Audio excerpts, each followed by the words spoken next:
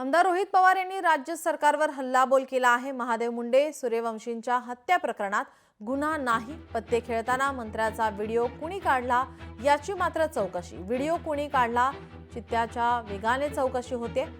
शेतकरी विरोधी सरकारला उघडं पाडणार असं रोहित पवार यांनी आपल्या ट्विटमध्ये म्हटलं आहे। रोहित पवार यांचा राज्य सरकारवर हल्लाबोल। रोहित पवार यांनी ट्विटमध्ये नेमकं काय म्हटलं आपण पाहूयात ग्राफिक्सच्या माध्यमातून। पतीच्या खुन्यांना गजाआड करण्यासाठी एक ज्ञानेश्वरी मुंडे ही भगिनी 2 वर्ष आक्रोश करते, तरी तिची दखल घेतली जात नाही। हायकोर्टाने सांगूनही सोमनाथ सूर्यवंशी यांच्या खुन्यांवर गुन्हा दाखल होत नाही। संतोष देशमुख प्रकरणातही झालेली दिरंगाई सर्वांनी पाहिली। पण विधिमंडळात पत्ते खेळणाऱ्या मंत्र्याचा व्हिडिओ कुणी काढला याची मात्र सरकार चित्त्याच्या वेगाने चौकशी करतंय। पण सामान्य माणूस आणि शेतकरी विरोधी असलेल्या या सरकारला आम्ही कायम उघडं पाडत राहू।